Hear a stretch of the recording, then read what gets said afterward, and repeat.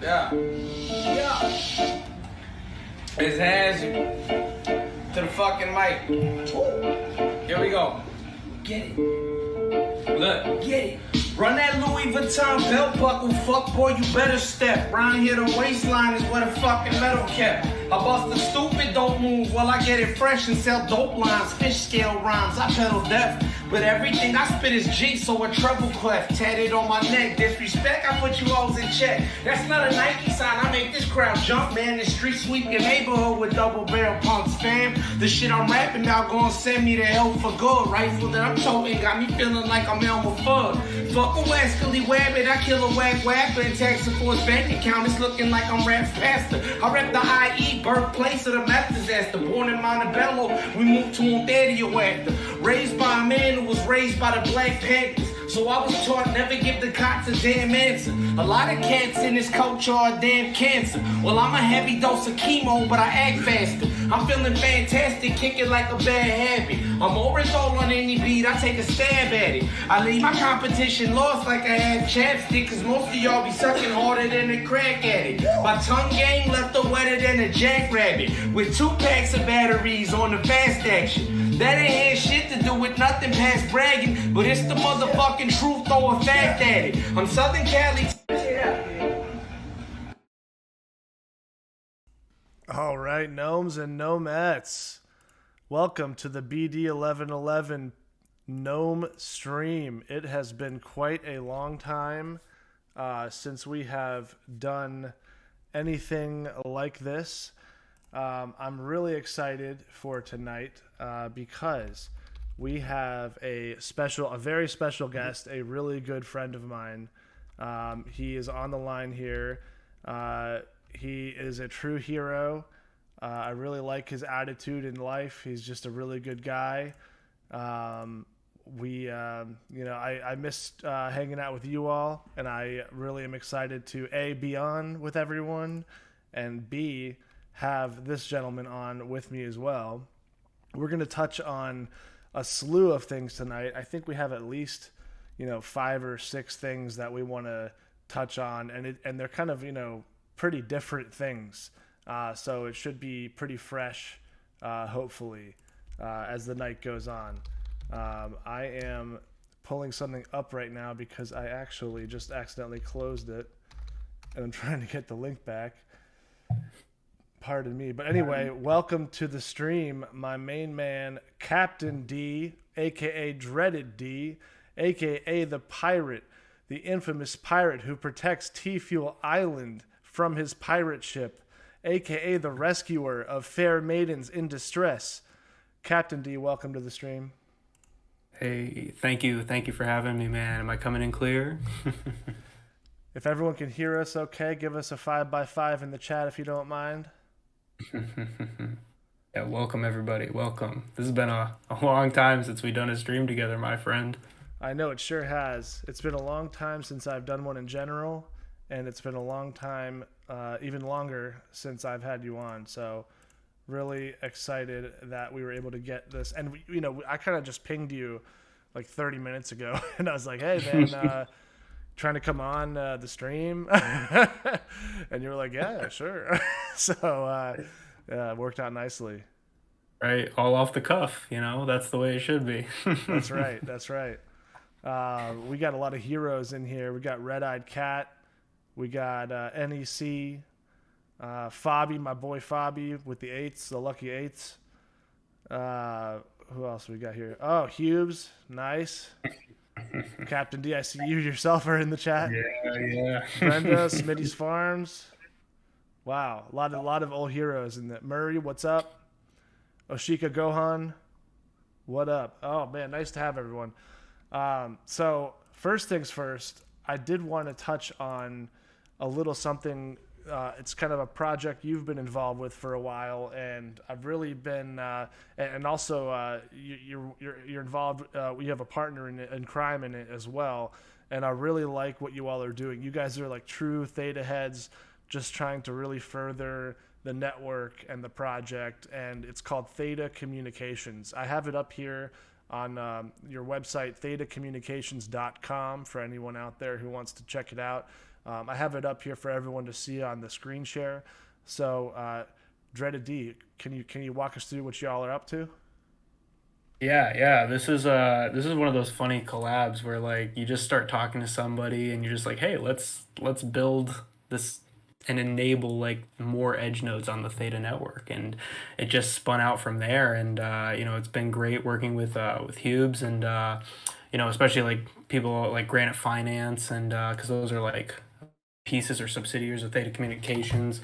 So yeah, what we really wanted to do was basically spread as many edge nodes across the globe as possible. And Cube's over there, just everywhere he dropped edge nodes all over the world. Basically, if you scroll down to the map, you can see all the different edge nodes that we have across the globe. And because the big issue that we saw with some of these edge nodes was that people were stacking edge nodes in the same location on top of each other. And the problem with that is that you don't get any, it's not improving the main use case of the network. So for us, it's all about, spreading out as many edge nodes as possible to enhance what Theta is trying to build. So, being a big piece of that. And Hubes over there, Hubes was number one on folding at home. Like, this man put his like blood, sweat, and tears into this network, spent tons and tons, like put his network on his back for real. So, big shout out to him, and letting me participate and be involved with him and work with him. Great dude,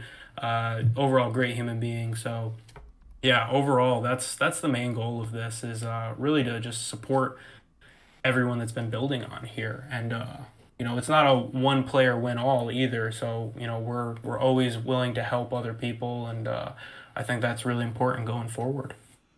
Oh man, I love it, and you have a bright, shining soul, both you and Hughes, and that really shines through into your words that you just said right now. Because every time I've ever talked to you about anything, it's all about the greater good, decentralization, all the good things in life. So, Yeah. and I do remember when Mitch threw out that tweet saying like, "Hey guys, let's show folding at home our horsepower." So spin up some nodes, you guys. And then I remember Hughes in chat was like, "Mitch, I have answered your call." And then I saw him immediately vault to first place. I texted him. I'm like, "Dude, did you just like hack NORAD or something? Like, what what is going on?" And then I remember him telling me like everywhere he would travel, he would ask his friend or his relative, "Hey, can I drop a edge node in the corner of your room here?" So I mean, he's been to quite a few places. I saw the Miami. There's like a Miami node or two here, and at first when I was zoomed out, it kind of looked like it was in Cuba. I was like, "Bro, you've been to Cuba? That's wild. You got you got it in the cigar on the cigar plantation over there, but it looks like it's in Florida." But really cool. And so you guys offer, it looks like TFUEL snaking, not snaking, but staking to your various nodes. And then Yeah. also Guardian. Do you have a Guardian node as well? Yeah. If you scroll up to the top, Oh you'll yeah, I see. Theta staking. yep. If you go down on the edge nodes as well too, we show you guys when you stake to an edge node, we show you the hardware that you're staking to, Oh. and that's going to be a big piece going forward, because that hardware and whatever capacity that you are staking to, potentially you're going to get more yield than the inflationary reward that is TFUEL, based on the workload that edge node is going to be doing. So not only is staking to a good edge node provider with good uptime is good, but you also want to think about going forward. If Theta is going to do everything that we believe it's going to do, you also want to have good solid hardware. So I think we offer a very competitive rate for that. As well as for our Guardian node, and all that goes into supporting the infrastructure that we're trying to build, and it's very cost heavy, but if this is going where it's supposed to be going, then hey, we're all for it, and we're willing to take the plunge. That is really cool, and I see it even lists if it has a UPS battery backup. Also, for those that don't know what that is, an uninterruptible power supply. So if power gets dropped from whatever the location it's plugged into, it fails over to the battery for Yeah, for no, time. Yeah. So yeah, it's a project that we've been kind of like tinkering with. And if Theta goes where we think it's going to go, then this will become a very profitable endeavor, we may say. Love it.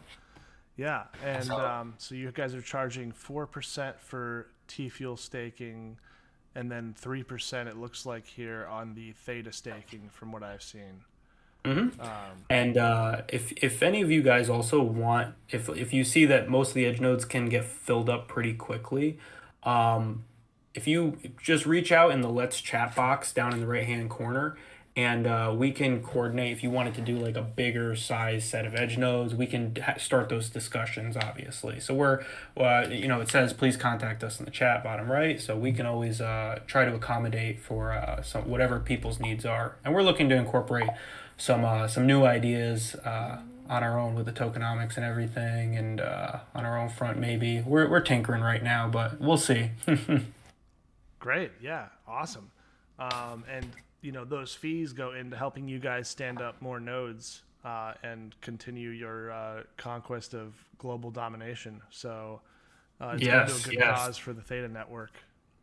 Yes, exactly. Yeah, yeah. If I would advise a lot of people to go read our mission statement. And our big thing is like, we just don't want edge nodes all stacked in one location because then it's just a T fuel farm and it's not an actual distribution, right? Like it's really just to create inflationary yield. But what Right.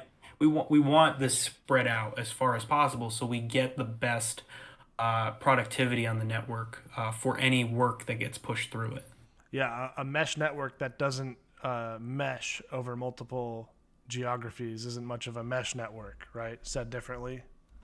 Right, right, exactly, exactly. So that's the goal is really putting the good of the network first and putting profits second. Obviously, the goal is to become profitable, but there has to be people in the beginning who help and push that cause forward to start that ball rolling. So that's really where we are right now. Great. And if you don't mind, I will also quickly advertise. Where is it? Yeah, So for some sure. loyal gnomes and I, in the for the sake of further decentralization, Hmm. we've created. We've been running a clones, 5 or 6 clones, internationally. Everyone's running the same clone of a Guardian node with a 0% fee, and it was just added to one-click staking. It's called Uptime Junkie. So if anyone wants to stake to that on one-click staking for a 0% fee, keep in mind with a 0% fee, you get all your T fuel, but there will be no T fuel we are reinvesting to further the network because we are not taking a fee, obviously. So that is a another way we can further decentralization for the Theta community. Yeah, awesome. Yeah. The more the merrier. That's where we're at right now with this thing. It's like let's just keep building, let's keep expanding it and Yeah, yeah, let's make it better. F yeah, love it, brother. um, well, that's great. I'm really excited you guys are doing that, and thank you for all you're doing for the community. And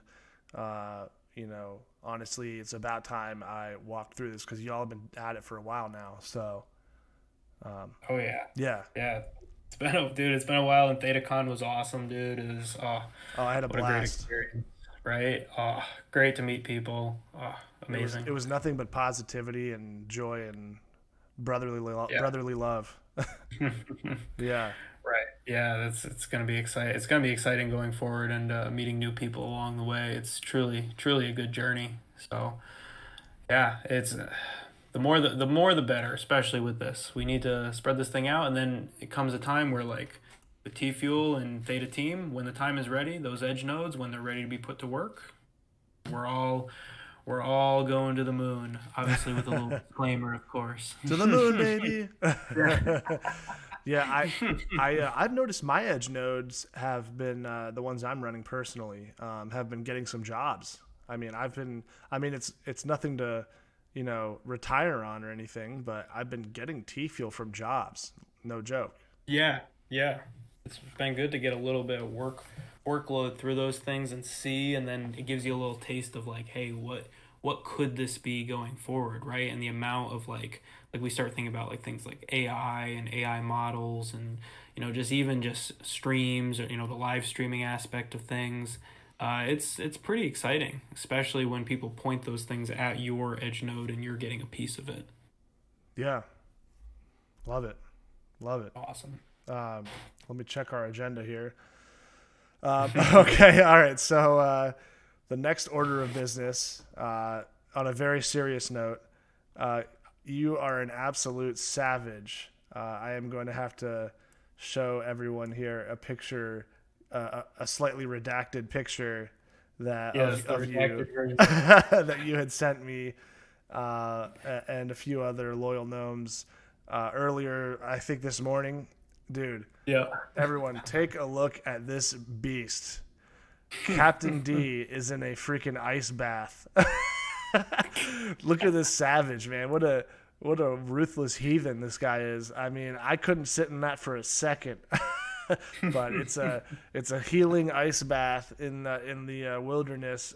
I'm extremely impressed. When I saw this, I was like, wow. I was totally floored. Tell us about this.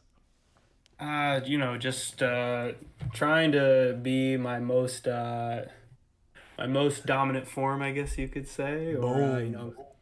trying to stay on top of my health, trying to stay on top of everything, and I'm a big believer in like you have to do hard things to get places, and like starting off your day with something that's very mentally challenging is a good way to literally break the ice and get out there get Nice. out there and start doing things. Yeah, but I've noticed a lot of good health benefits too, so yeah, it's been cool to like try different stuff, and yeah, this has been one of the more challenging things, because you get up early and you're like, oh, I gotta dip my toe in this ice cold water, but once you do it and you get out, you feel really, really good. So it definitely is a game changer for me, at least. Yeah, man. I've been thinking about inventing a contraption where one can take an ice bath while sunning their plums. I was looking at the chat. MB Sizzle says, "I'm afraid of the shrinkage." It's okay, man. The shrinkage reverts once you Yeah. sun the plums. It's like a hot Yes. cold Yeah. therapy. Oh man, that's funny. Okay. Oh, man, Had to throw that out there. yeah. And then, okay, so the next thing I wanted to talk about, I kind of just added this to the agenda ad hoc here, but did you have any thoughts on these AI companies that are rolling onto Theta? I think it's a really cool idea, like modeling, especially because like the testing things out. I don't have like a ton on like the back end of like what they're doing with I believe it's called what's the name of it, Levita. But yeah, I think testing on an edge network like this is gonna be a great, at least a great test for them to see like, hey, like is this potentially something that's going to enhance? Because I've seen things like ChatGPT, right? Like, or even like if you go in the Discord of what's the name of that called? I can't think of it. Mid Journey, where you can like type in elements and it will generate an image for you. Where that ChatGPT and those things have gone down because of just the massive and sheer amount of volume being pumped through it. So Theta potentially has a ability to offload some of that workload.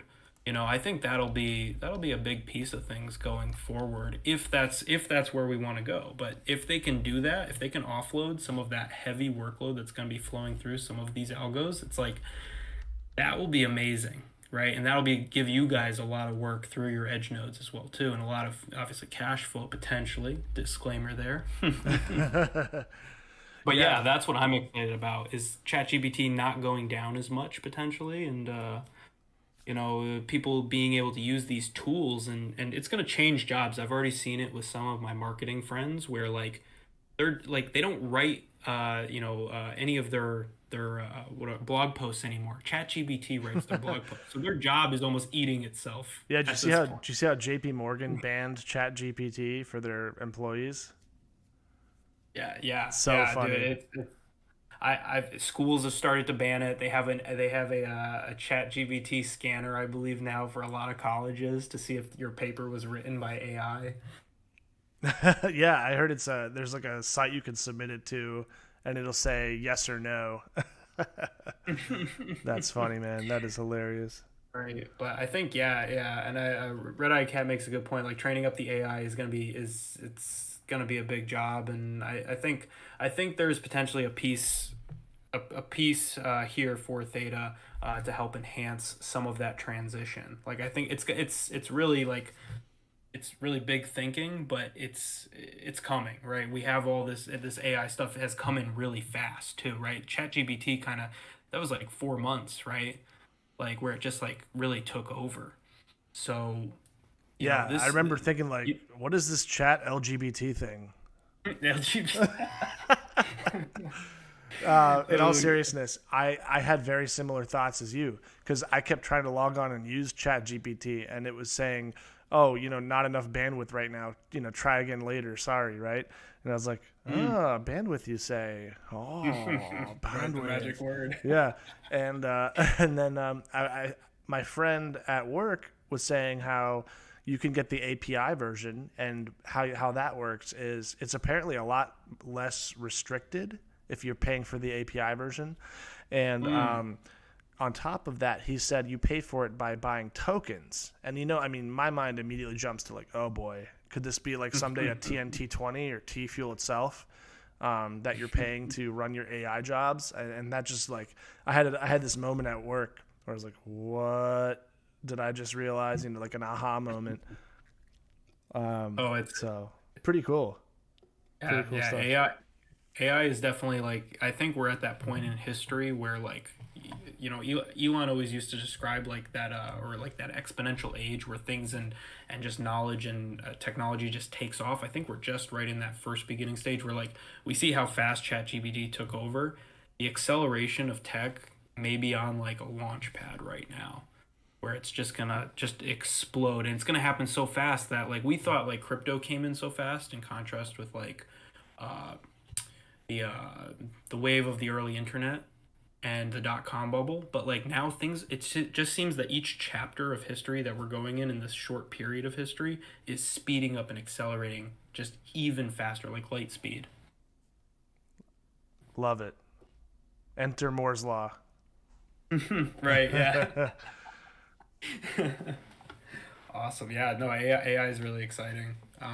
It's scary too because like remember we used to joke back in the day about like Theta is Skynet. Yeah, I loved those memes that the community made about Theta being Skynet.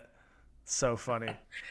And if you see, that there's like that movie I, Robot where robots like try and take over the world or whatever, and then literally the things that sweep and mop people's floors now is from a company called iRobot.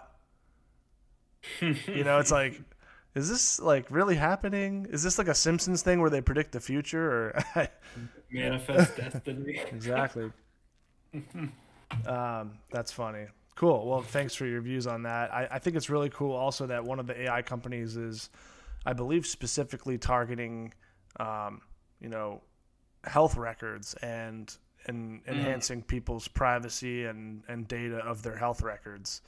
So, that's something I've often kind of been front of mind for me for a use case for, privacy enhancement, and that would go well on the Theta chain. So, and separately, I did want to mention that I've been going to various cryptocurrency conferences. I've been to the Texas Blockchain Summit, and a slew of others. I hope to make it to Consensus this year in Austin. And almost every single person I meet, I ask like, "Oh, hey, have you heard of Theta Network or Theta Token?" And still, it's like they're like, "No, I haven't." It's like, wow, is this really like still a hidden gem, diamond in the rough? Like, it's so prominent. They're making such awesome strides, and it's still so ghost. Dude, I talked to some like pretty prominent traders and they like I'll bring up Theta and they're like, what does that coin do? And it's like Yeah. We're so early still. That's just the reality, and like how this space is like shaping itself.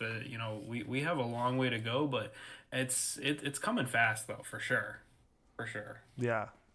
I can't wait till they take the Edge store out of alpha. Uh, Yeah. Oh, that'll be exciting. there's this hilarious podcast I've been listening to uh, that started all the way back in 2016, but my friend just told me, I just found out about it. There's this comedian named Shane Gillis who's become pretty popular lately, and he's been on Joe Rogan, and he was about to go on SNL, and then they started listening to some of his older podcasts, and they were like, "Oh, you can't come on SNL anymore. Like, this is highly not politically correct." And then YouTube took down his podcast channel, and and so I was like, man, this is so sad. And then there was like a bootleg channel that came on. I guess someone had downloaded all his podcast episodes and they put it up, and then that got taken down. And then somehow it got restored, and so I immediately went and downloaded all of the episodes, and I think it'd be funny to like upload that to the Edge store, and just so it's like immortalized on the Mesh network forever. That would be awesome. Yeah, especially with all the issues with YouTube, and it's kind of been crazy to watch, like how, you know, history repeating itself in a way, but with technology added, right? It's like history doesn't repeat itself, but it rhymes, kind of thing. Mm-hmm. Yeah, exactly. Yeah, and so if anyone wants to check the podcast out, it's called Matt and Shane's Secret Podcast. It's totally a waste of time and definitely not politically correct, but it's fun to listen to when you're on a road trip or something. But be forewarned that at times I was laughing so hard I was like, I probably shouldn't be driving right now. So so check it out. Okay, and then so to pivot to the next agenda item here, you have a Patreon account where you do a lot of, like, so you by day, you have a job, and then by morning and night, you are doing crazy amounts of information intake and analysis, and I can't keep up with you at all, and so I've always been like, dude, you should start something like a YouTube channel or something, and you started a Patreon, and I subscribed, of course, and I've really enjoyed. I can't keep up with all of your information, even just on the Patreon when you're like spoon feeding it to me, but I have found a few gems that I really liked, and specifically two of them that I got into. One is Mycelium. It's a fork of, what is it, GMX? GMX. Yeah, decentralized. Basically, it's a decentralized trading platform, and you can stake this token and get like a percentage of the fees on the platform. And it's cool. Mycelium, when you stake it, it pays out in wrapped ETH. And the two main things that you have espoused that I really have come to appreciate, you're getting paid in a legit, one of the bigger market cap tokens, not like an S coin, quote unquote. And also it's real fees, not just new tokens based on an inflationary model. So I've really, been digging that. I've kind of just been compounding the Mycelium stake, and really enjoying that and what it has to offer. My only qualm is it has very low liquidity for when you're buying it on like Uniswap or Balancer or whatever, and you can really move the price a lot, and sometimes it won't even let you trade because you'll move the price too much. So I've just kind of been nibbling away at it. But anyway, yeah, I just thought that was a really cool thing, a cool nugget that you had surfaced. Yeah. I liked Mycelium a lot, mainly because it was a great like teaching moment where it was like, here is tokenomics that are fundamentally functional, whereas we see a lot of these other coins where they make a coin and then they basically say, hey, we're going to pay you in the same coin, but it's on an inflation model. So basically it's like a subsidization method versus like, hey, this coin or this protocol generates this amount of yield, and then this yield is distributed to the token holders, and it's not the same coin, so therefore you're not diluting the people that are involved or new people that join, right? And that's really what even the Patreon's about, is really understanding like good tokenomics versus very heavy inflationary tokenomics, because there's a lot of game theory involved with building tokenomics. So I just like mycelium as a good example of like, hey, this is a model that should be like a base of like, hey, if you go look at another coin, like really think about where your yield is coming from.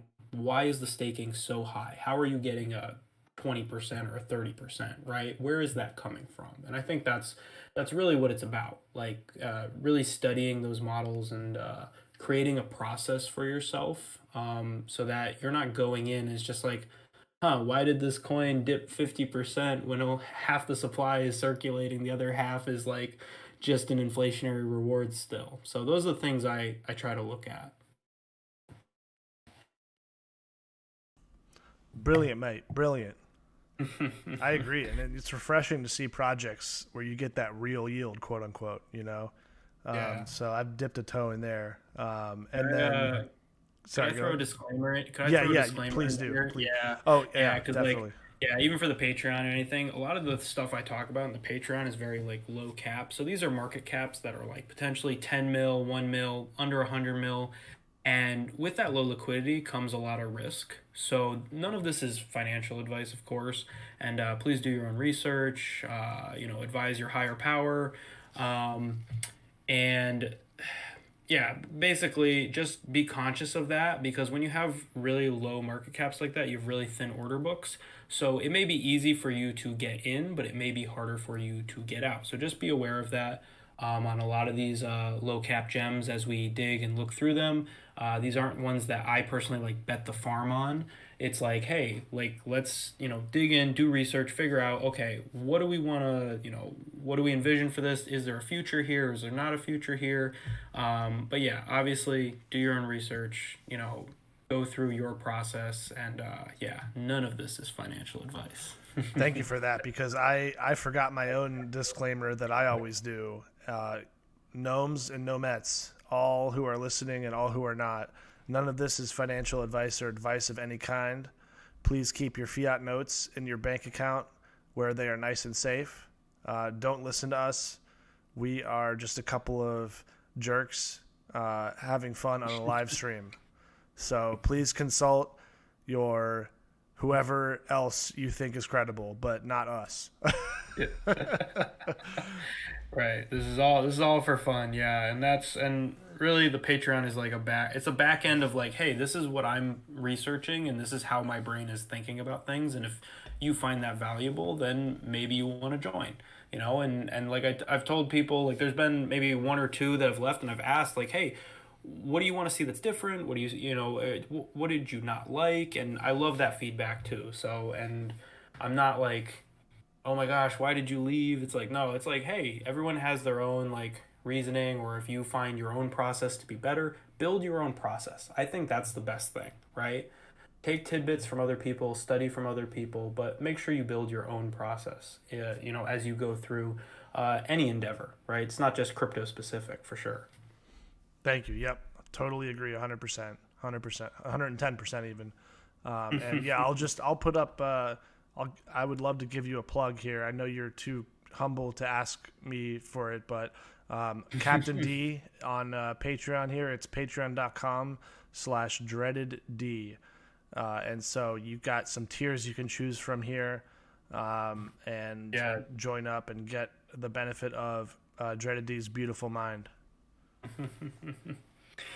Yeah. It's just like it's a fun hobby thing. If you like some of the stuff that I'm looking at, what I'm doing, how I research. It's yeah, we do 3 tiers. 10 is probably the most suitable for most people. 50 is for the OGs, people that want to support me. If you want something to plug in the beginning of the videos, I will, if you ask me and if it's appropriate, of course, I'll plug it for that tier. And then 25 and 50s get my, I call it my high rollers videos, which are exclusive to those 2 top tiers.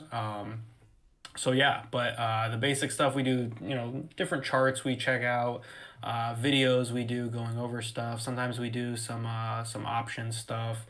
But yeah, and then building strategies as well. So yeah, if that's something of interest, come check it out. And yeah, welcome to all new people. Love it. Oh man, so private Telegram. I don't even think I've. Is it? Do you have a private Telegram group just for your Patreon, or does that just mean you can DM me on Telegram? Right now, I have to adjust some things because like if you are in that top tier, you definitely can like Telegram message me whatever you want. I wanted to set up a private Telegram, but with like time constraint, and you know how like crazy my life has gotten over the past Yeah. couple years. But yeah, if you're in that top tier, feel free to shoot me like a DM, and like I'll be like more than willing to like let you chat with me, or if you have questions or anything. And I do that for anyone in that tier already. Most of you guys message me directly, and I'm more than willing to have a conversation. Or if you have a project you want me to look at, I'm more than willing to do that and help you guys out and give you my feedback if you find something interesting, for sure.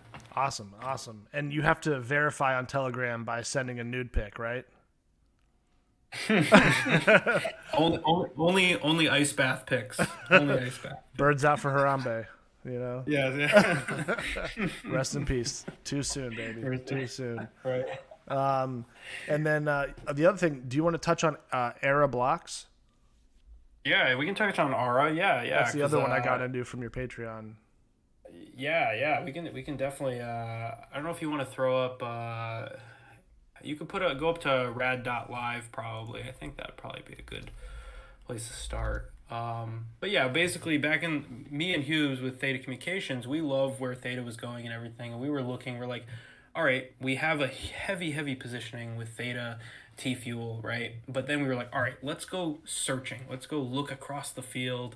Let's see what else is out there for competitors or anything like that, right? So we set up a bunch of meetings, calls, like talked to different teams, like Media Network was one of them. We ended up not doing anything with them because who was funding them in the back end was Alameda and Sam, and we never proceeded with that one, and that one's kind of petered out just a little bit.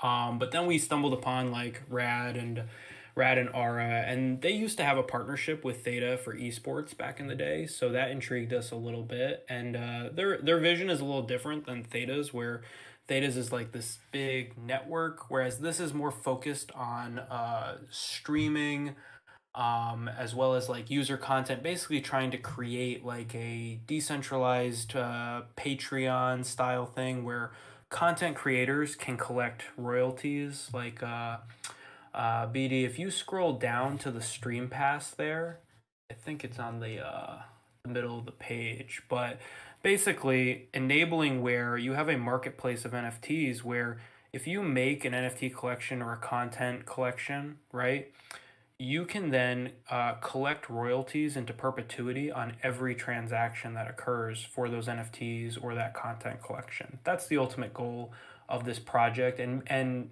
on the create page, you can go in and do like one click, basically make your own NFT collection, or you can tie it to a movie or a video or a TV show.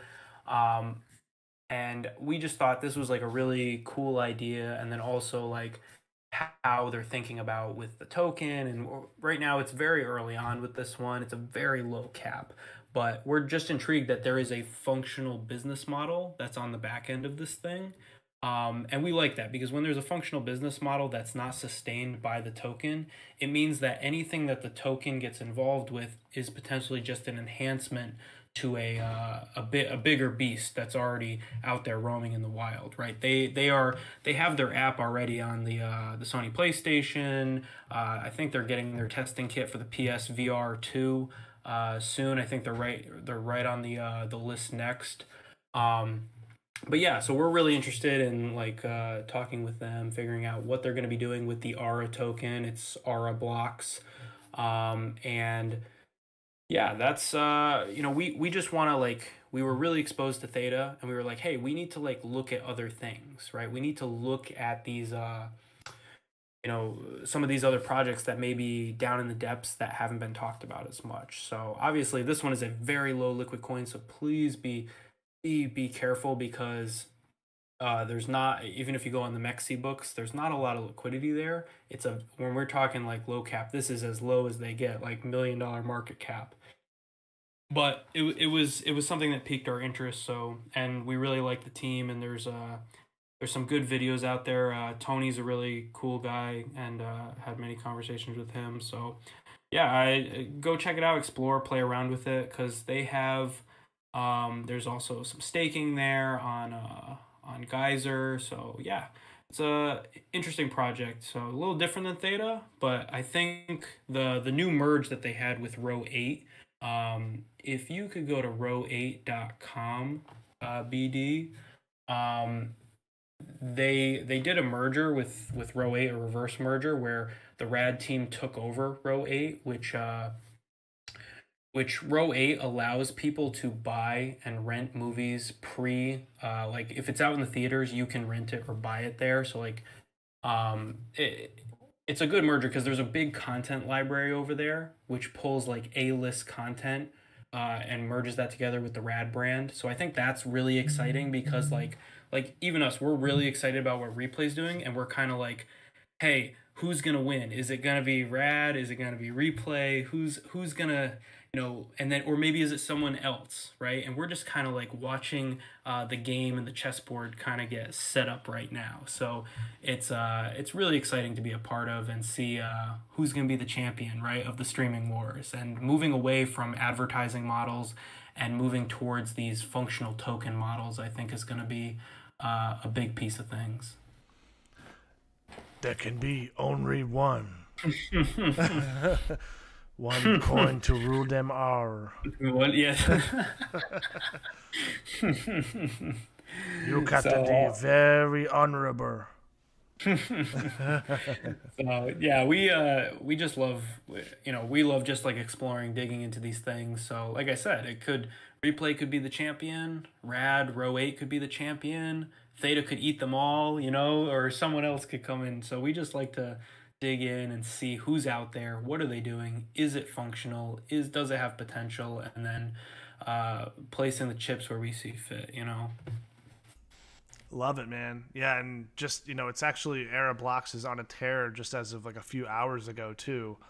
Not why we're talking about it, it's just completely coincidental, but it's pumping pretty hard. Again, disclaimer, every time I've chased a pump in cryptos, I get smoked. So yeah. Don't go chasing waterfalls, Yeah, and especially because, like I mentioned, how low cap this thing is, it doesn't take a lot of money to move this thing. So, like, just be aware that, like, if you see this crazy, like, I can't even read that, what is that, like a 90 or 80% gain? Yeah. It's like, just realize that, like, this is less than a penny. So, like, and this is the same token supply as Theta.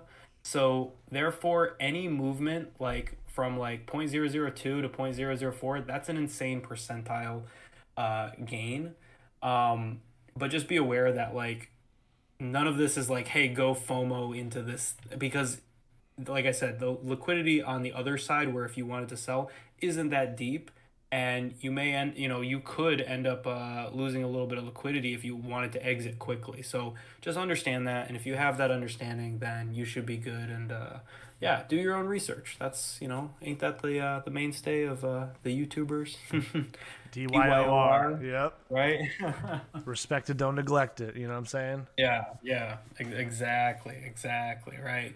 So, but yeah, we like to look down here in the depths of the crypto market caps, because these are the ones that aren't talked about yet, right? Even further down than like things like Theta, or even things in the top 300, because there are some good projects that are out there. They're just not discussed, right? And then it's figuring out and getting in contact with these teams and like, hey, what's your direction, trying to have a dialogue with them and see what they want to do, right? And if there's anything that we can do to help, because that's kind of what we've done with Data Communications, is like we go to these like projects, like and Hughes is a great example of that, where he's like, hey, you need edge nodes? Okay, I'm gonna fire them up all around the world, and he just does it. What a beast. Right. Yeah, I exactly. want It's to be like, like Hubes when I grow up. yeah, so like I tell people all the time is like there are stories right now in crypto that are being written. Uh, you have a choice when you like buy tokens in a project. You can just passively buy tokens, or you can become part of the story. And I think that's a really beautiful thing versus like if you went out and bought a stock, right? You're totally beholden to like whatever they do on the back end. Whereas this, you truly could become a piece of the story, right? And I Wow. think that's beautiful, right? That's such a beautiful piece of crypto that people don't appreciate enough. Obviously, there can be some bad actors Yeah. that there's a lot of greed, there's a lot of stuff like that. But if I believe if you have the right intentions and you put that out there into the world, like, hey, like I think that's you're really a pioneer in the space, and you have to kind of like take it all in and it can become a really beautiful journey. Yeah. Yeah. 100% agree. Um, it's really cool, if like you were saying, you were kind of bottom fishing a little bit in a way, or like digging down into the depths, quote unquote, I think is how you phrased it. And if you have like a small bag in this micro cap token, and then they do something sweet, you can end up having, a big swing in your overall crypto out. Excuse me, Yeah. Rob. You can have a big swing in your overall crypto allocation. Had some dinner coming back up to say hi. Um, but a small little nibble could turn into like, oh, like that's a small car, or something like that. Yeah. But keeping in mind, like you said, okay, yeah, maybe Era blocks is up 90%, but if you have a massive bag and you try and liquidate it all, it's gonna crush the price. Like you're not gonna be able to capture all of that 80 or 90% that it is up. Hence, your warning about exit liquidity, right? So it's not truly something you can actually sell into and capture all of that gain right now at this point per se. Yeah, yeah, exactly, exactly. That's where like taking that face value price, like with a big grain of salt, like the price that it's showing you here with the big green, percentages that are just screaming like to a lot of degens minds right now. It's like you have to look at that and be like, okay, like are you gonna buy on green for one? And then two, like understanding like how deep your liquidity is so that okay, can I enter and exit this trade? Like you can't just like okay, yeah, it may be easy to buy in, there's many trades like that, but then to get out, there's a lot of options that are like that I've seen. They're very low liquid, and exiting and finding a buyer to purchase that at the price that you want is sometimes very challenging. Obviously if you're buying SPY options, it's like, oh, there's deep liquidity there at all different price levels. But just as an example, like if you buy something with a smaller options book, it's like it can be very challenging for you to get out of that trade. So yeah, something to keep in mind, especially as you dig deeper down in the depths. And but it's why we look there is because we're researching, we're studying, trying to see what's out there and who's doing what. Build the chessboard in your mind. Totally, absolutely correct. And just obviously be careful with everything that you do, right? Like, don't get Right. wrecked. Rule number one: don't get wrecked. And Yeah. Yeah. yeah, It all should be money that's expendable to you. Like it shouldn't. If this is like your like you if you lose it, like your life or your rent is not paid, like that is a problem, right? This yes, is all money that should be like when things like Luna happen, or like you should be mentally prepared for any of those kinds of scenarios and situations, because we all in the crypto space understand that like we're looking for higher than normal yields. And the problem with that though is that there is higher than normal risk. And everyone's okay with higher than normal yields, but not everyone's okay with higher than normal risk, right? Everyone says they are, but the reality of it when it happens sinks in, right? I think there's a famous saying where it's like, all right, I'm going to show you a picture of the snake. Are you afraid of the snake? And then it's like, they're like, no. It's like, all right, now I'm going to throw a real snake at you. yeah, And That's trading. Right. Everyone says they can, but it's like, hey, that when the reality sinks in, Yeah. like People a don't real care till snake's it's real, coming. right? Yeah, Yeah. exactly. I heard a couple of software developers at my place of employ, um, like had liquidated their 401ks and Mm-hmm. transferred all of their retirement balance to Celsius like a week before it declared bankruptcy. Ooh, Yeah. ooh, that's Oh see, man. that's uh, that's that's tough too because it's there, it's locked up, and it's like that's not fun. Yeah, That's not and fun at you all. technically can't even write that off on your taxes until all the dust settles with like the bankruptcy proceedings. Because you might Right? get some of Yeah. it back, and you don't know Mm-hmm. how much you can write off until all is said and done. So Right. you're left Right. dangling with this potential tax asset. Right. With like potentially like big interest if you can't pay it. Yeah. Oh gosh. Yeah, no, So it is. And that's where it's like, hey, if you make something, like please take like a chunk and put it like away into your obvious fiat or stability thing of choice. Because and even that though I say that, but it's also why we don't like pick one stable coin. It's like you should, if you are leaving anything in crypto, there's a risk, right? And like you shouldn't just have in one stable coin. And I know that's challenging as these stable coins seem to be, they keep getting shot down, but like uh, you should just assume that there's an extension of risk as you go out away from certain bank accounts or certain assets, basically. And in the crypto space, is no exception to the rule. right, right.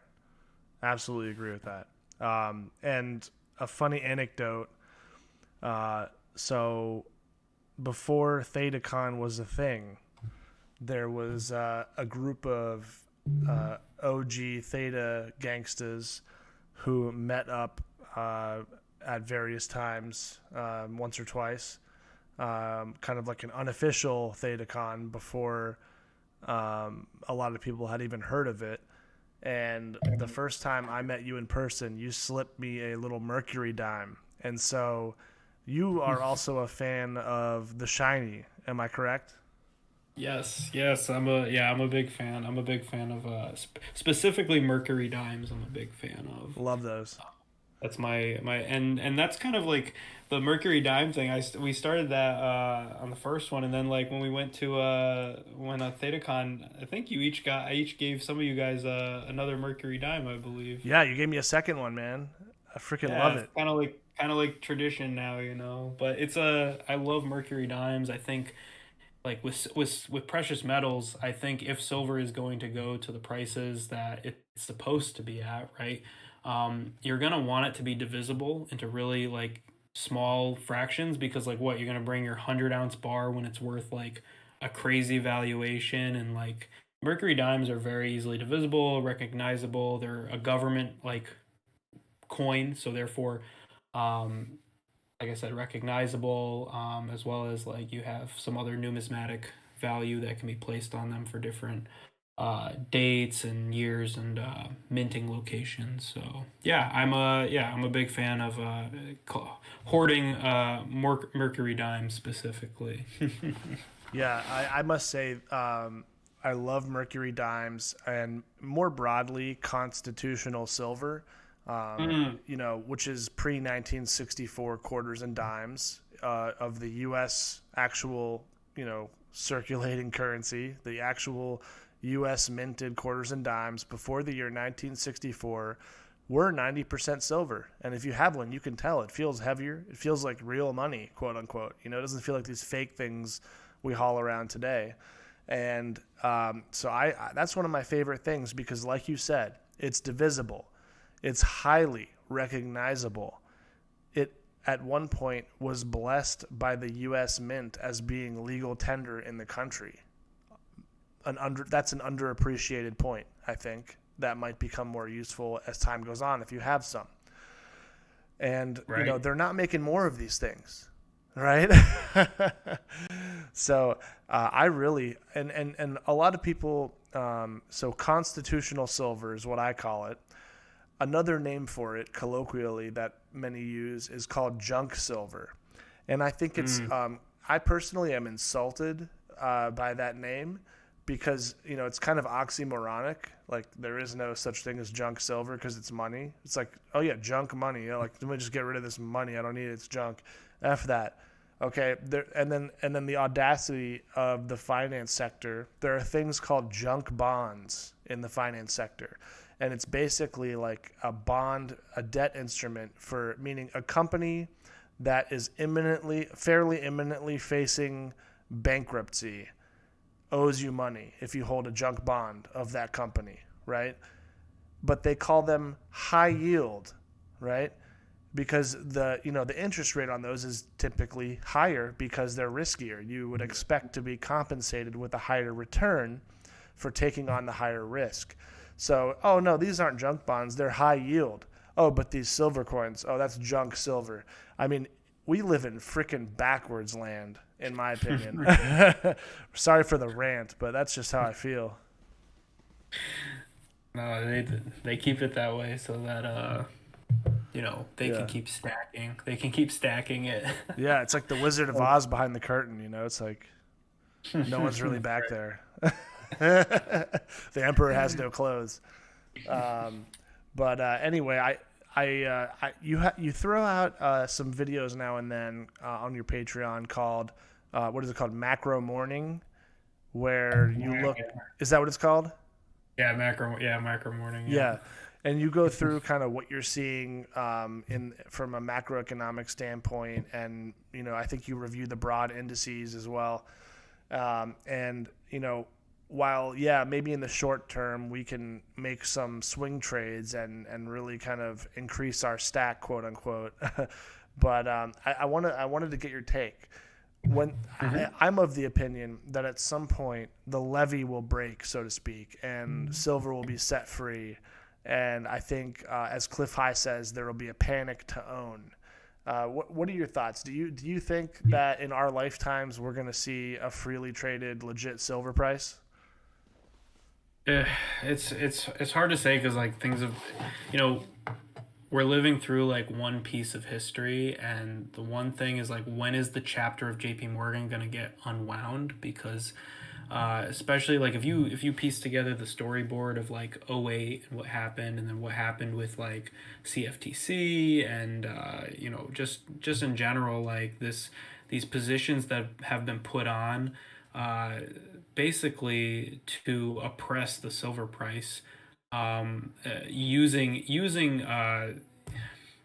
basically gamifying the U.S. economy in a way that just shouldn't be done. I understand why they do it to a degree, but it also, I do worry that like when those prices actually do go where they're supposed to go, I worry that we will have bigger problems on our hands. You know what I mean? Like that's something I think about a lot, right? Like how bad is it going to be when that situation happens? I hope it's like, nah, we're all going to be, silver's $500 an ounce or so, and it's like everything's still good and stable. But I do worry about the stability of everything as that timeline progresses, right? Because there's a lot of weird pressure that's occurring all at once right now, right? Like issues like treasury issues, and it's we're basically just in a cycle of kicking the can down the road, and this Ponzi-nomics that the U.S. government is running, like how many more rounds can we go? I do understand like deflation versus inflation, like obviously they trying to strike a balance between the two for optimal, but like it's really starting to get out of hand. Like the 70s, 80s, 90s, really the fun part of it. But now we're getting to those chapters of that cycle where it's not so fun anymore. You know what I mean? Yeah. Cliff Hyde does always say that we're not gonna like living in a world of $600 per ounce silver. Exactly. It's like I think that it's I want silver to be at those prices, but I also realize that like the world around us may be very different Yeah. at those levels, Hmm. and it may not be like the big like me running down the aisle and everyone just like high-fiving me like yeah silver is $500. It may be like, hey, like I'm just trying to survive right now. Right, right. Yeah. We'll have to get TFUEL Island up and kind of set up Yeah, our put our moats up, you know. yeah, our Um, self-sufficient T-fuel island. yeah. We'll have to use AI to tell us the smart next move to make to protect TFUEL Island and pay There with we go. TFUEL. So, We'll live outside the Hunger Games, preferably. yeah, That would be knock on that wood, would be man. that would be ideal. But we have to find a way to help all the people who are in Hunger Games at the same time. Right, right, I feel like we'll put our brain power together and figure something out. right, Maybe that'll be the new capital of the world, you know, TFUEL Island. Um, right. Yeah, the island base. Yes. exactly. And yeah, so I have this chart up here that I found on the Twitter. I think someone shared it maybe in maybe my Big Dog Telegram group or something. And I'll enlarge the chart in a moment here, but I'm going to read the text. It says, very large patterns with enormous potential fascinates me. Here is here is the largest valid expanding falling wedge I have ever seen. Hashtag silver's all-time high is not $50. It's 806 in 1998 US dollar value, that is. So could $800 silver per ounce happen briefly again when silver goes ballistic towards the end of the bull? Yes. And he has this chart here, and I guess it's the price of silver adjusted for inflation or something. It says the real price of silver, right? So all-time high 806. I'm not entirely sure where he's getting these numbers or how he's calculating it, but Mm. he's basically showing that in today's dollars it's 20 or 30, right? But he's implying, I guess, back in what does this go back to, even like 1461 or something? I don't know what his x axis is, but I mean, he's kind of saying what Cliff High has been saying essentially, is that silver's about to go buck wild in the next, call it 5 or 10 years, but in my opinion sooner. But I've been feeling this way since 2016. So I myself am surprised it hasn't happened yet. I think they've kept this thing together with bubblegum and tape for a lot longer than I thought they could. But I guess when you can bomb anyone you want, that happens. But you're starting to see Saudi Arabia saying like, yeah, we'll sell oil in yuan or something, or rubles, and the petrodollar's dead. I mean, someone took it out back and shot it, and no one's talking about it, or at least no one in the mainstream, quote unquote, really, for what that's worth. So I don't know. What are your thoughts? I just pulled up the silver chart just real quick to see where we're at, and on the 4 hour here, we just breached the 200-day moving average here. Just on a shorter time horizon here, we fell below briefly here for what? For like, yeah, a couple days, and now we're like sitting right on it. So we're gonna find out if this thing is resistance. Yeah, I think there will be. I think what really silver needs like a catalyst, right? Um, and a industrial catalyst could be like a big piece of it, but I think a monetary component. We've seen like gold kind of jockeying around, and I think silver's kind of like following gold a little bit here. Um, but what we've seen as things have gone is like we really need to see gold kind of breach like this 2K range that it keeps getting ceiling there, and then from there, like I think the door is blown wide open for silver to start making its move. You know, getting to a $40 silver does not seem out of the realm, but also to like understand, like I think even in general all metals across the board, this whole supply chain thing has kind of messed everything up for any utility based metal, right? We're talking copper, steel, and now we're kind of seeing and studying how gold and precious metals all play a role in whatever this new world is, where we all kind of retract back to our own domestic production potentially, right? Like the 70s through even now is like that system of inventory management, all those things only work when everyone plays nice. But now everyone's not playing nice, so now we're all kind of like figuring out where everything should go. So that may be an opening for silver to kind of take off, right? Is on the back end of a lot of these issues, and the ability to pull these things out of the ground in different geographies without causing issues.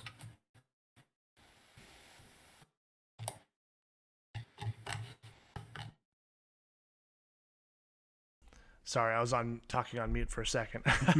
Gotcha. One of my main concerns is that they're just going to change the rules of the game. I worry they're going to be like, oh, all this PSLV you guys have, it's gone. It's ours now. Or Canada, it's ours now. Or like, oh, hey, you guys have a private vault account in like Oklahoma City? Oh, yeah, guess what? We just sent the National Guard. That's ours now. We need it for national security purposes. Like they have shown time and time again that they're down to change the rules, So anyway. Yeah. Yeah, no, I totally agree with that. Because, like, right, that's the Sprott Fund, right? PSLV. Yeah, exactly. Yeah.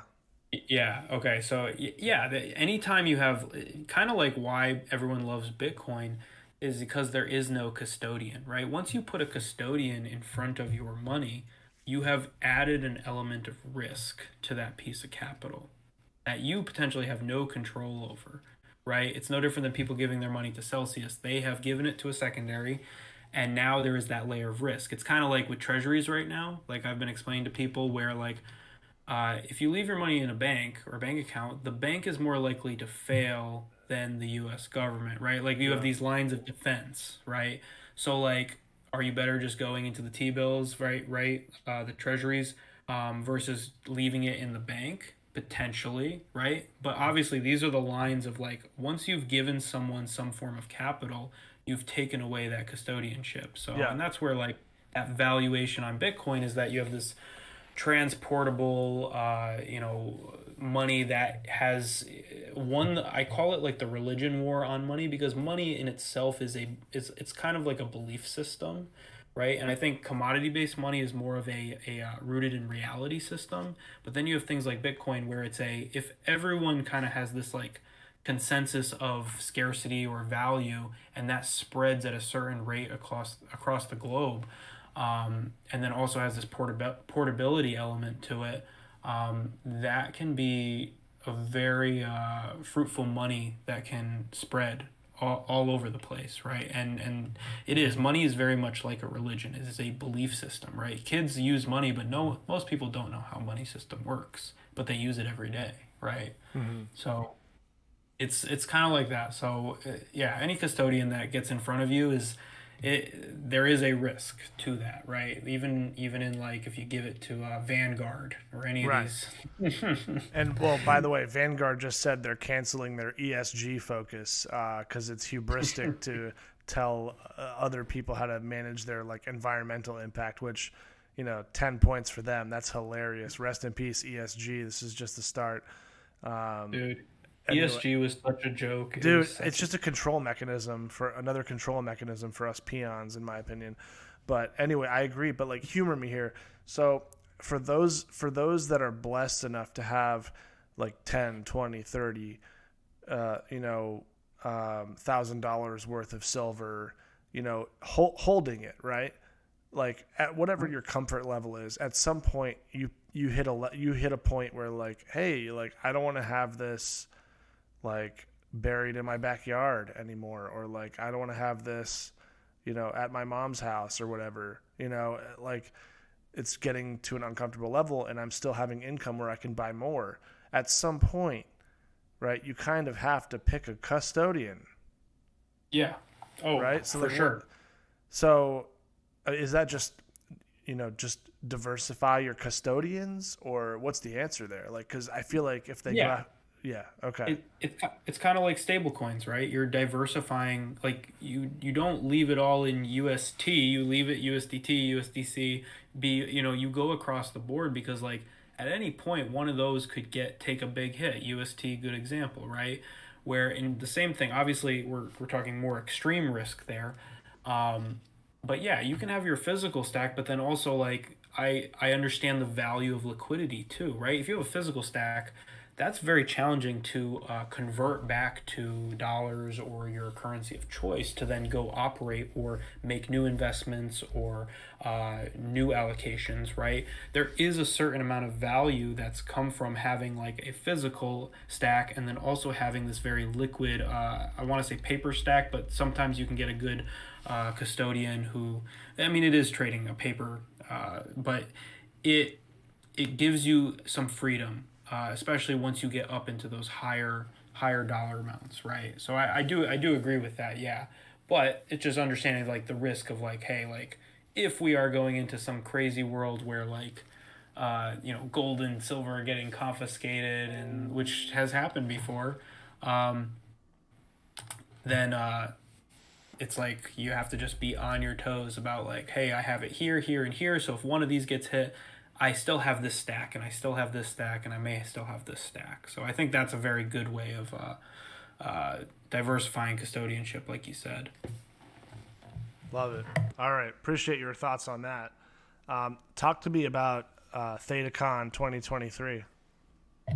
Yeah, I'm excited. I'm excited to go to Texas. I haven't been to Texas before, so I think that's gonna be really really fun. And I checked out the hotel. It's a pretty neat spot. It's right in the city too, so everything looks pretty close by, like walking distance. I'm excited to go. Love it, man. I as well am really pumped. I had a blast at ThetaCon 2022. We saw Right. Andrea from Theta Labs. We saw, what's his name, John Heder, aka the gentleman who played Napoleon Dynamite. The guy who played Pedro from the same Napoleon Dynamite movie was there. Sherman, I think it is Sherman. Sherwin. Sherwin. Thank you. Yeah. That was my first gut instinct. I should have gone with it. Really nice guy. Just a gentleman. Did a great job emceeing the whole event as being kind of like the main point person. And by the way, I think I might be going on his Theta TV channel, going live with him. I think we have it scheduled for Wednesday at 7 or 8 or 9 or 10. I don't know. I'll send out a tweet or something, but I'm going live on his channel. And then, we had a lot of heroes there doing really cool things.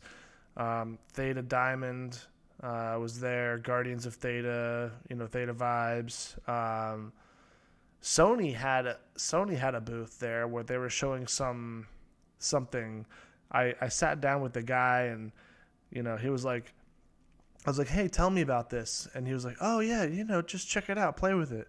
I was like, oh, okay, yeah, I will. And then I was like, oh, so like, do you know about Theta? And he was like, no, man, Sony just kind of sent me here. I was like, Right. what the flip, bruh? Like, why don't you just pack up and go home? Like, you're clearly not doing it. The spatial, what was it? The spatial reality display that they had there. That was cool. I sat down there and I was trying to understand better like what they want to do with it, right? Because like I think those are like 5,000 a piece. Like trying to understand like what application basis like this unit like applies to, right? Like who would like, is it like a visual designer, like who what is the application for it, and then how does that tie into Theta, right? And I saw that it was I think they were giving them away as NFTs if I'm not mistaken, or there was like an element to it, or that you could buy it on a Theta drop, I think. Something like that. Like you could buy it and then like experience it in 3D or something. Yeah. It was interesting. I I got the same vibes as you, where I was like, I was like, but how does this apply to what we are doing here? Yeah, he was super like nonchalant about telling me he had no idea why he was where he was. I was like, Yeah, way too casual about it. yeah, Yeah, I I was was I was like, borderline insulted. yeah, I was like, well, please don't say that. Yeah. Be honest with me, but like tell everyone you're pumped to be here. All right, tough guy. Right, right. Yeah. But yeah, it was funny. And then Max Feldman, who does the Psychoco booth, he had some really cool swag too. And Yeah. he's like just like a funny, like quirky, friendly guy to hang out with. I saw Justin Passetti, who does he's like I think he's a nurse. Who Oh wait, yeah, he does by do profession. The YouTube. Yeah, and he does YouTube channels on Theta all the time. Do you remember? Wait, yeah, it was out at the pool. Oh Remember? yeah, was that you? That oh yeah, Yeah, dude. I was. You mentioned it the earlier, and I was like, "Wait, you're just." I was like, "Hold on, let me find BD." And I pulled you over. Like, here we go. Let's make this interaction happen right Dude, now. thank you for that. That was hilarious because, I by some grace of God managed to get my wife like into following Theta videos and updates, and she somehow stumbled upon Justin Passetti's YouTube channel. Of course, because I'm shadow banned AF, that like I don't come up, but my wife found his channel. And she's like, "Oh yeah, I love Justin." Yeah. She's like, "Is Justin there?" When she was texting me when I was at ThetaCon, I was like, "I haven't seen him, but I also don't know who he is, so not sure." And then I told you about that, and then that's when you knew, like, "Oh man, you're Justin Passetti," and so you like were like, "Come here." So yeah, it was Yeah, he funny. said his name, and it pinged in my head, and I was like, I know exactly who I need to go find right now. Yeah, he was kind of sneaky though, like. He's like small and like I'm assuming, I hate to be presumptuous, I'm assuming he's like Filipino, but he's a small dude, kept a low profile, and like was very soft spoken, but like was walking around with like some camera hardware and stuff. So it's like I could have easily missed him had you not connected us. So thanks for that. But yeah, that was funny. Saw him there. Who else do we see there? Did anyone stick out in your mind or any booths or anything? Who do we see there? Fuel Foundry was really cool to talk to. I Hell really yeah. like what they're doing. Hopefully, me and Hubes have talked about maybe like collabing, seeing if they have an opening for us. Yeah. But yeah, Slick is the man. Yeah. Slick was so cool to Talk talk about to, a and top tier just even gentleman. yeah, exactly. And his experience and knowledge, like it was very refreshing to get this like very genuine take that, don't see that often. And I was like, oh, this is a great conversation. I'm happy to be a part of it. Yeah, and he has a very commanding presence. Like he has a big stature, and he almost looks like an avatar out of some like video game that I used to play or something. You know what I mean? Right. Oh, dude, it was, yeah, very refreshing to see someone who's actually like working to build and doing some stuff with staking and trying to help projects out. Like that's very exciting. So I'm looking forward to seeing what kind of integrations and who he's helping and what's happening. Oh, like you mentioned John Hader and like the I believe the Tygons, their project, that's very exciting as well too. I'm looking forward to seeing what comes about with that. That's going to be interesting. Especially because like I want to see who's going to be building like subchains. That's going to be a big piece because that's going to be a whole other layer. And then all it takes is one or two to start, and then if like people see that that's a fruitful endeavor, we may see other organizations follow along, and then that will create some good workload for all of us as this thing goes forward. Totally, 100%, 100%. So Gnomes and Gnomettes, ThetaCon 2023, November 2 through 5. In Austin, Texas, at Hotel Van Zant. So buy your tickets if you're interested in coming. Tickets are going fast, as I understand it. I know the hotel booked up quite quickly. I think you can only stay there for a few nights. I think like maybe November 2nd sold out, but maybe 3 and 4 aren't. I'm not sure. I think it's Thursday and Friday. I think still have openings, but Yeah. then like Saturday and Sunday are complete. Look like they're completely booked up. So Yeah. yeah, that's it packed up pretty fast. I Oh was like, my wow, gosh. like Yeah. we were just in like think about that. We were just in Florida, and like people are already just like jumping on this thing. They're like they had so much fun. They're like, all right, we'll see you all in 1 year, basically. Yeah. Oh man, it was unbelievable, and selling like hotcakes. And there is a Marriott, like a 4 minute walk or something from there that you can kind of scoop up a night or two if you can't book at the Hotel Van Zant. But I'd recommend if you're interested going in and booking a night because I think you can get a refund. Don't hold me to this. Disclaimer: not responsible for you booking and not getting a refund. But I think I saw you can get a refund up to like a day or two before the event. So if you want to lock in a night or two beforehand, it might be worthwhile doing that if you're thinking about it. And then, yeah, and also I did want to mention it's pretty darn wild that Michelle White Dove passed away on the Saturday night of ThedaCon, like the main night. Rest in peace. I Was it the totally, Saturday night? yeah, it was the Saturday of ThedaCon, Oh, is what whoa, I heard. whoa. I didn't know it was that date. Like rest in peace. Yeah, I she didn't was know sick, it was and right home. that's what I heard. I heard she was sick, and she passed away the Saturday night. And it's almost like Spirit was like, "You've done your job. You've told everyone, that needs to know about Theta," and so they're all gathered here in. I think it's in her. It was in her hometown or where she was living at least, and Mm. they were like, "Yo, hey." It's destiny will just happen from here. You don't need to do anything more. So just come on home. So Mm. pretty wild. But Yeah, rest in peace. Yeah, I rest in didn't know about peace. the confluence with the dates. I didn't know that. Yeah, That's really interesting. yeah. And then there's that pastor that Jay Snip used to talk about. What's his name? Something Williams. Larry. What's his name?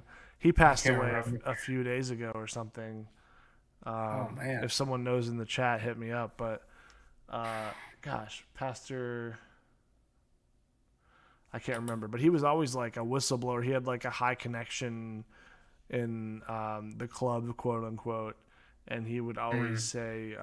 say, like, hey, he called it. He said, like, panic up, like the stock market's going to go bonkers, and then it went on an absolute tear. And anyway, Larry Williams, Larry, was it Larry? Anyway, Lindsay, thank you, Lindsay Lindsay Williams. Williams. There Thank it you is in the guys, chat. thank you. I knew it was LW and I knew it was Williams, Lindsay Williams. Yeah, rest in peace. We lost another warrior. Um, but he's back home as well. So anyway, guys, I think Dreaded D, are there any other closing remarks you want to throw down before we end the stream? We're at a pretty good time lapse here. No, Hour and 20 minutes. I think just keep digging into stuff, keep looking at new projects, studying white papers, learning more about the space, getting involved, going to these conferences, meeting new people. You just never know like who you're gonna meet and then what kind of like connection you're gonna create. And I think that's what's great. It just keep building your story. And if you keep building your story, you never know how it's gonna take a whole different path. Because honestly, I never expected my life to be going down this certain path, and there's certain things that happened in the right sequence that have led me to all these awesome people. And yeah, just keep going after it, everyone. And look forward to seeing you all at ThedaCon 2023. Awesome. Thank you, Dreaded D, for coming on. You're the man as always, and thank you to everyone who tuned in. God bless you all, my gnomes, and have a fantastic night. Take care. Take care.